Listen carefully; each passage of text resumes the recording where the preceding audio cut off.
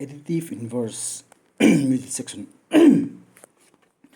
additive inverse to thil ding song sai nan ya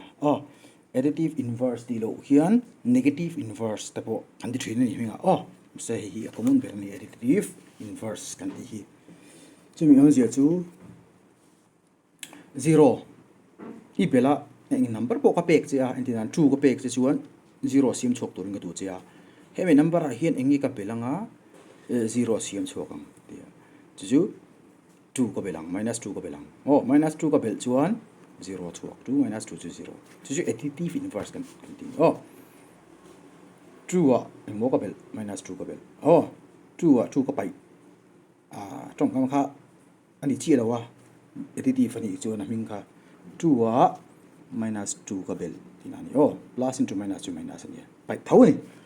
chuan 0 ron chuak 0 ron chuak theina chan sel kha min zo ni chu hei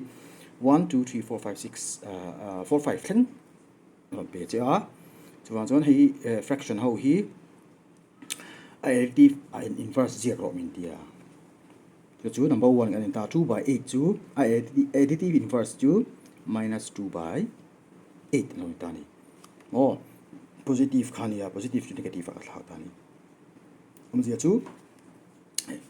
2 by 8 ta khan ingi ka bel don minus 2 by 8 ka bel khan 0 chuak nge chuak lo kha ka proof don ni LCM tin ka chok thei boka ani lo kon hei bracket ka thiet phot theya no hei ani la bracket thi step kha in lo thiet thim lo takin kan chok 2 by 8 plus into minus 2 minus ni minus 2 by 8 lo ni tin kan bo thiam tro chuan LCM ka lak chuan 8 LCM ani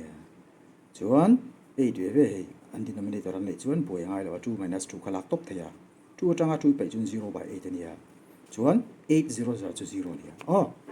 chuan 0 kan chuak zel ta ni achunga 0 om chuan 0 answer ni zelang ma se 0 hi an noi om thei lo ni denominator a 0 ni chuan not define kan ti chok thei lo le chuan ti khan kan tha thiam meng garinga 2 by 8 additive inverse chu minus 2 by 8 chuan chu ting zelin minus 5 by 9 additive inverse chu 5 by 9 ani minus ka plus a ka thak ta ni yen chuan minus 5 by 9 5 by 9 hi bel la 0 chuakang example hei question 2 hei huta taro minus 5 by 9 additive inverse additive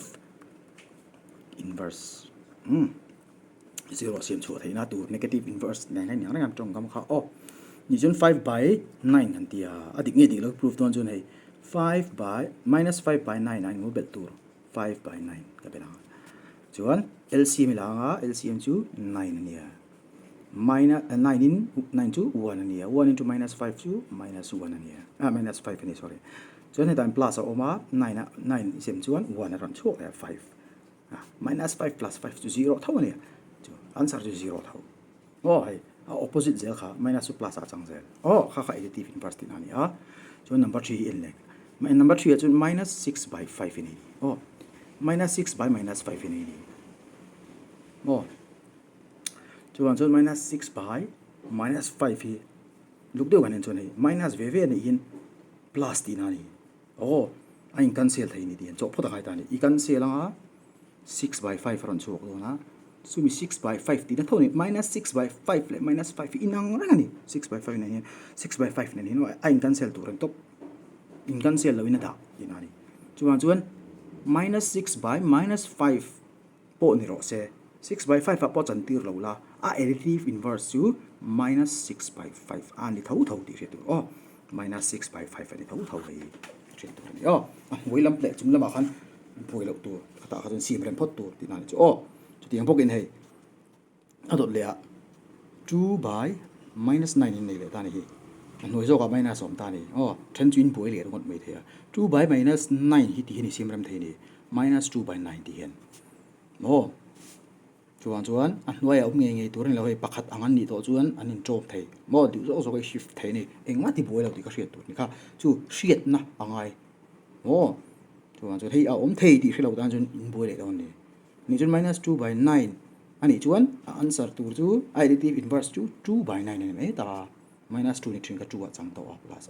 chu mi chuan hey 2 by minus 9 po answer chu minus 2 by 9 ni me ding han sorry 2 by 9 2 by 9 thế tiêm em này hi siam lem pot tu dan hi noi so ka hian adik lo ni chong si lo han